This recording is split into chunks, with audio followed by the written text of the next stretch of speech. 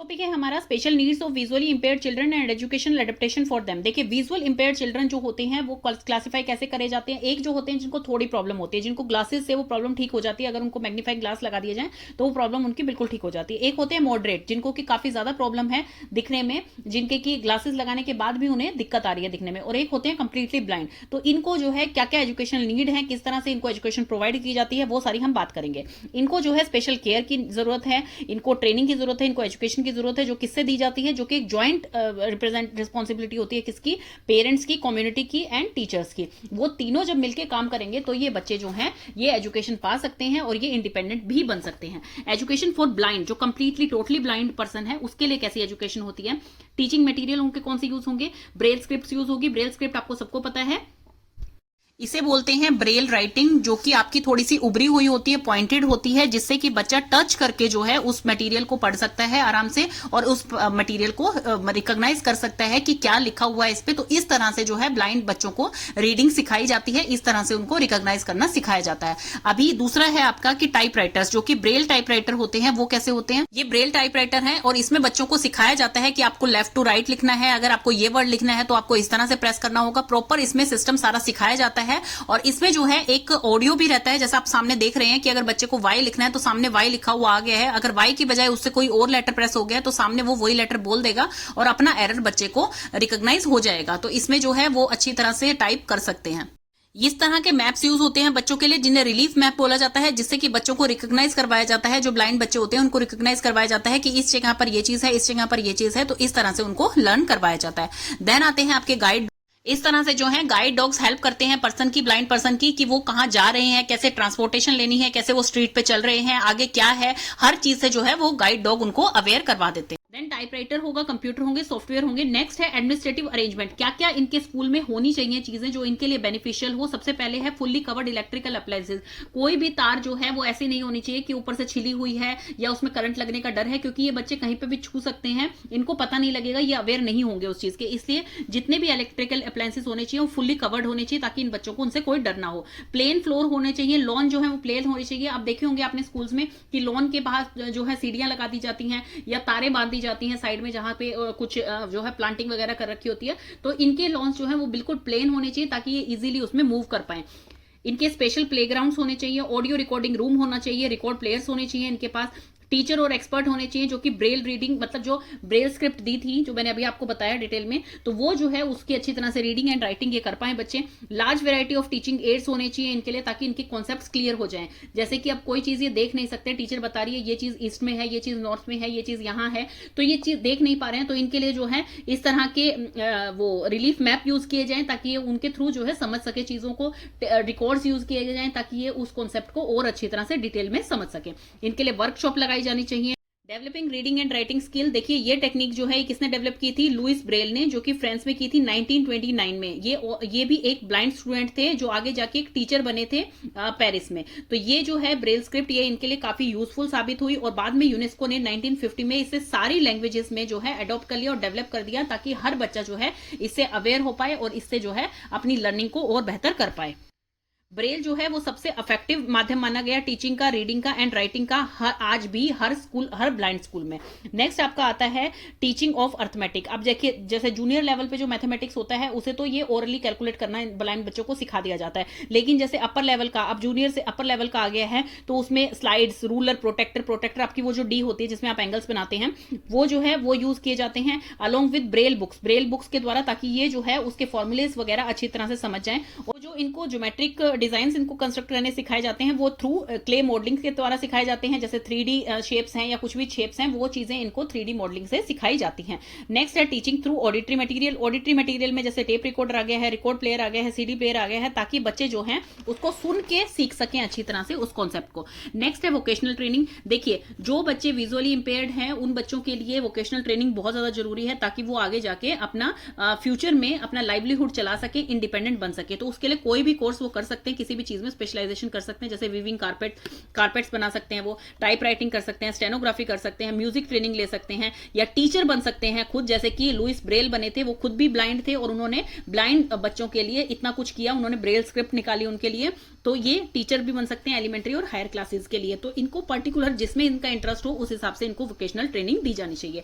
Then है mobility training. Mobility training जो है वो बच्चों के लिए बहुत ही ज्यादा जरूरी है। देखिए, मोबिलिटी ट्रेनिंग और फिजिकल ट्रेनिंग ये दोनों एक ही में समझा रही हूं मैं आपको।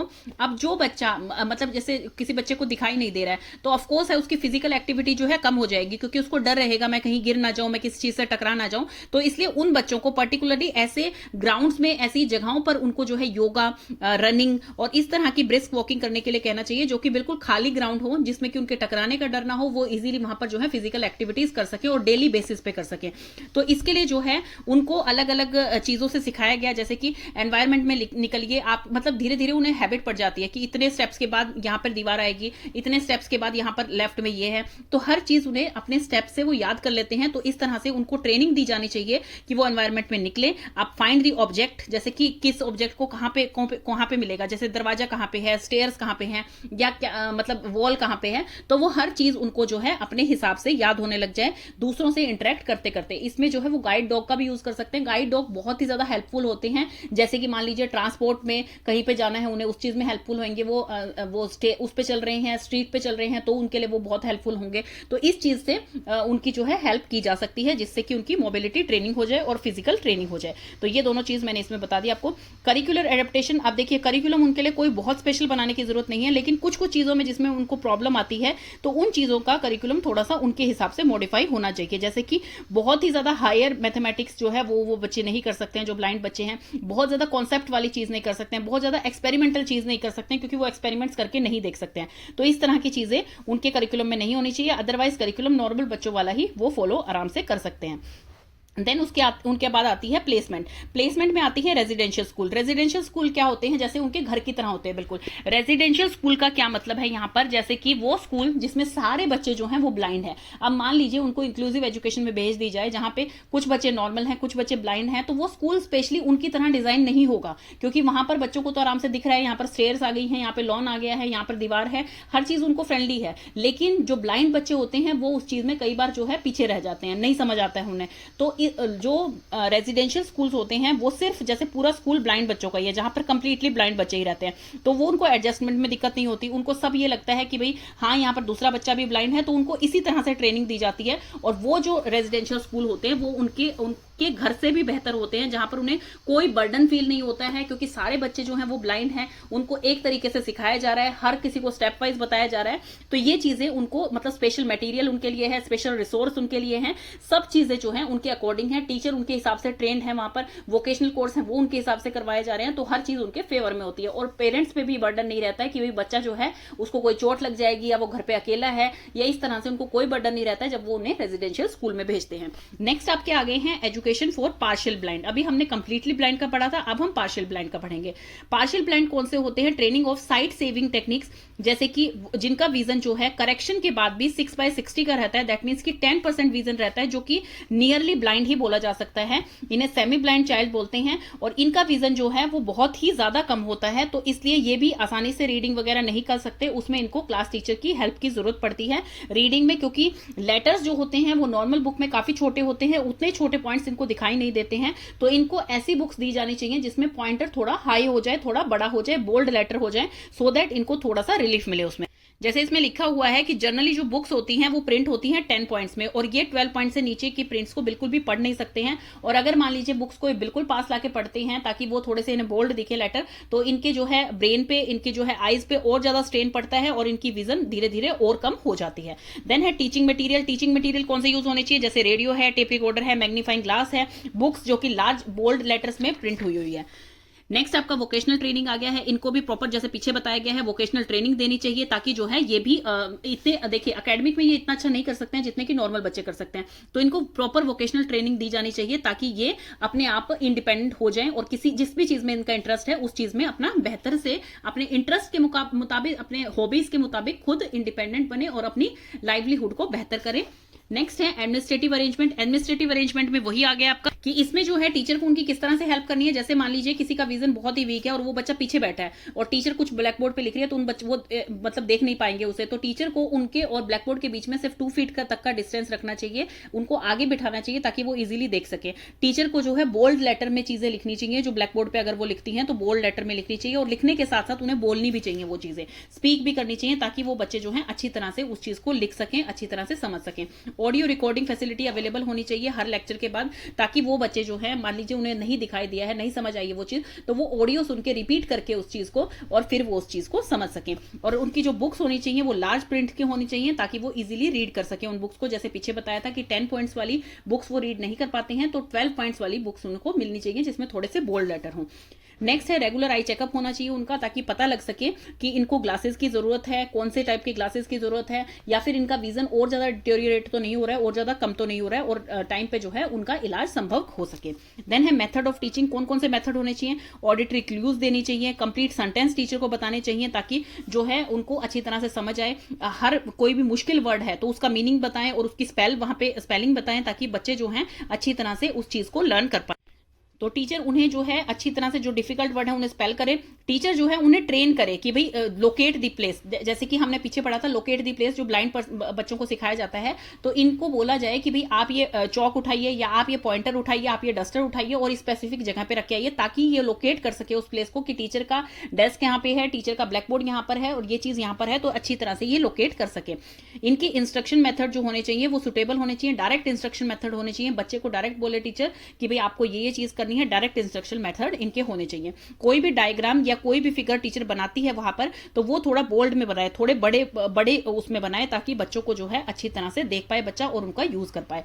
नेक्स्ट है आपका आ गया है use of OCR, that is optical character recognition. Optical character recognition क्या है? ये कंप्यूटर बेस्ड स्कैनिंग डिवाइस है, जिसे कि पर्सनल रीडर भी बोला जाता है। इस डिवाइस से क्या होता है, प्रिंटेड वर्ड्स जो है वो स्पीच में कन्वर्ट हो जाते हैं, मतलब वो चीज सुनाई देती है उन बच्चों को। तो OCR जो है वो सुटेबल है ब्लाइंड बच्चों के लिए भी और पार्शियली ब्लाइंड बच्चों के लिए भी।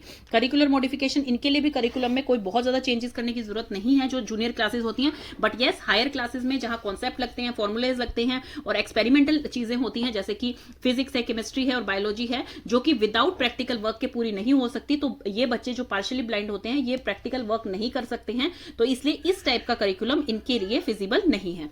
देन है प्लेसमेंट। प्लेसमेंट में क्या आता है कि मतलब कहां वो जॉब पाएंगे। इंक्लूसिव स्कूल जो होते हैं are most suitable to these children. क्यों होते हैं? क्योंकि मान लीजिए ये जहां पर रहते हैं उनके घर के पास कोई स्पेशल स्कूल या कोई ऐसा स्कूल नहीं है जहां पर ब्लाइंड बच्चों को पढ़ाया जाता है या विजुअली इंपेयर्ड बच्चों को पढ़ाया जाता है, तो ये जो नियर बाय स्कूल है उसमें जा सके, आसानी से जा सके डेली, और उस स्कूल में रेगुलर बेसिस पे जो है इनको एक मतलब इंटीग्रेटेड क्लास में इनके ऊपर स्पेशल ध्यान दिया जाए। जैसे स्पेशल एजुकेटर होते हैं जो स्पेशल लर्निंग पे ध्यान देते हैं, स्पेशल नीड्स पे ध्यान देते हैं, मटेरियल एड होते हैं टीचर्स के पास, जैसे कि लो विजन वाले बच्चों के लिए अलग मटेरियल एड है, और जो नॉर्मल बच्चे हैं या विजुअली हियरिंग इंपेयर्ड है उनके लिए अलग है। तो इस तरह के एड हो, वहां पे टेप रिकॉर्डर रूम हो जिसमें बच्चा जाके दोबारा से वो चीज सुन सकता है। थोड़े बोल्ड लेटर्स में टीचर लिखे ताकि वो नॉर्मल बच्चा और विजुअली इंपेयर्ड बच्चा भी देख सके। बच्चे को आगे बिठाए टीचर एज कंपेयर टू पीछे बिठाने के, ताकि वो बच्चा जो है आसानी से लर्निंग कर सके। तो ये था आपका अभी तक कि किस किस चीज की इनको जरूरत होती है बच्चों को। अब है role of teacher in education of visually impaired. तो इसमें सबसे पहले आता है कि टीचर उनकी काफी हेल्प कर सकती हैं। कैसे कर सकती हैं? क्योंकि वो उन्हें रिसोर्सेज प्रोवाइड करती हैं, एजुकेशन प्रोवाइड करती हैं। कैसे हो सकता है? जो विजुअली इंपेयर्ड बच्चे हैं उनके भी सेम राइट है एज जैसे कि आपके जो नॉर्मल बच्चे हैं, लेकिन कई बार जो होता है उन्हें रेगुलर क्लासरूम में अच्छी तरह से कंफर्टेबल वो नहीं हो पाते हैं, तो वो डिनाई करते हैं कि वो रेगुलर क्लासरूम में नहीं पढ़ पाएंगे। अगर वो रेगुलर क्लासरूम में पढ़ते हैं तो उनको जो है टीचर को अपनी ऐसी टीचर से जो कि उनकी नीड्स को समझती हैं, जो स्पेशल एजुकेटर हैं विजुअली इंपेयर्ड बच्चों के लिए, उनसे कोलैबोरेट करके उन्हें गाइडेंस देनी चाहिए, उन्हें पढ़ाना चाहिए। विजुअली इंपेयर्ड बच्चे जो होते हैं उन्हें ट्रीट किया जाना चाहिए जैसे कि नॉर्मल बच्चों को करती है टीचर, बिल्कुल सेम वे में, और उन नॉर्मल बच्चों को एनकरेज करना चाहिए कि वो उनसे फ्रेंडशिप करें, उनसे इंटरेक्ट करें और उनके साथ एक हेल्दी इंटरेक्शन बनाए, ताकि पीयर ग्रुप में जो है एक हेल्दी इंटरेक्शन बनेगा, तो बच्चों का एनवायरमेंट जो है पॉजिटिव रहेगा क्लास का और वो अच्छी तरह से पढ़ सकते हैं। नॉर्मल बच्चों को भी ये सिखाया जाए कि भाई ये एक डिसेबिलिटी है जो किसी को किसी भी टाइम हो सकती है, है, ऐसा नहीं है कि ये कोई स्पेशल है जिसको ये डिसेबिलिटी हुई है, किसी भी टाइम किसी भी बच्चे को हो सकती है। तो हमें इनसे ये सीखने को मिलता है कि हमें भी आगे जो है सावधान रहना चाहिए, हमें हर चीज में सेफ्टी का ध्यान रखना चाहिए और हमें इनकी हेल्प करनी चाहिए सो दैट कि ये भी अपनी बेटर लाइफ जी सके। टीचर को जो है एनकरेज करना चाहिए उनका हेल्दी रिलेशनशिप बनाने के लिए।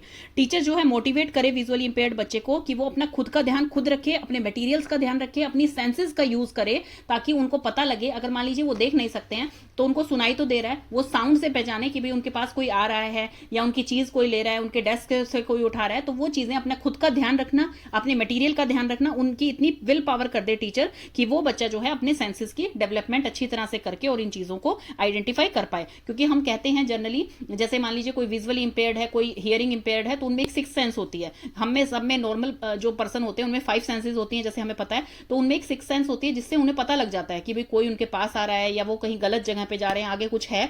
तो इस टाइप से चीजें मतलब सेंसेस को डेवलप करें। देन है टीचर उन्हें एनकरेज करे कि वो को करिकुलर एक्टिविटीज में पार्टिसिपेट करें, जैसे सिंगिंग है, डांसिंग है, पोएम रेसिटेशन है, डिबेट्स है, क्विज है, इस तरह की चीजों में वो पार्टिसिपेट करेंगे तो फिर वो और भी ज्यादा मोटिवेट होंगे। जो है उन्हें एक प्रॉपर फिजिकल एनवायरनमेंट प्रोवाइड करे क्लासरूम में, ताकि जो बच्चे हैं, जैसे मान लीजिए पार्शली साइटेड बच्चे हैं जिन्हें थोड़ा दिखाई देता है, उन बच्चों को आगे बिठाए क्लासरूम में, उनके एकदम ग्लोसी इमेज ना लगाए सामने, जैसे कोई वीडियो चला रहे हैं या कोई पिक्चर दिखा रही हैं तो एकदम ग्लोसी ना लगाए कि उनकी आईज पे डायरेक्ट इफेक्ट पड़े, और उनको जो है लार्ज एंड क्लियर लेटर्स अपने ब्लैक बोर्ड पे शो करने चाहिए। देन है कि टीचिंग जो है वो कई बार टीचर क्या है नॉन वर्बल क्लूज यूज करती हैं, वो बिल्कुल भी ठीक नहीं है विजुअली इंपेयर्ड बच्चों के लिए, क्योंकि उनको क्लूज तो दिखाई दे नहीं रहे हैं, उनको सुनाई देती हैं चीजें, तो इसलिए वर्बल चीजें ज्यादा बोले टीचर क्लास में एज कंपेयर टू कोई नॉन वर्बल क्लूज देने के। देन है कि उन बच्चों को एनकरेज करे कि वो अपनी प्रॉब्लम्स को डिस्कस करें, अपनी प्रॉब्लम्स को सॉल्व करें और अपने टीचर को जो है अपनी प्रॉब्लम्स बताए, सो दैट कि वो उनके ऊपर रिमीडियल एक्शंस ले सकें। तो है उनको मोटिवेट करे कि डॉटेड लाइन के ऊपर आप अपना फॉर्म खुद भर सकते हैं, आप जो है फ्री हैंड से लाइन ड्रॉ कर सकते हैं, आप जो है बॉल को थ्रो कर सकते हैं, कैच कर सकते हैं, इस तरह की चीजें टीचर उनके साथ करे, सो दैट कि वो इसकी प्रैक्टिस से इस चीज को सीख सके। देन है कि वो जो है उनको मतलब 3D शेप सिखानी है मान लीजिए टीचर को, तो वो उसके लिए क्ले मॉडलिंग का यूज कर सकती हैं, पेपर शेप्स का यूज कर सकती हैं, जैसे कि उन्हें क्यूब उनको बताना है कि ये क्यूब होता है, ये स्क्वायर होता है, तो वो उनको टच करवा के ये बता सके पेपर मॉडलिंग से या फिर क्ले मॉडलिंग से कि भाई हाँ ये 3D शेप होती है, स्क्वायर में ये सारी साइड्स इक्वल होती हैं, क्यूब्स में इस टाइप से होती हैं। तो ये सारी चीज उन्हें इस तरह से टीचर सिखा सकती है और एनकरेज कर सकती है कि आप भी जो है बहुत अच्छी पढ़ाई और इंडिपेंडेंट आगे बन सकते हैं।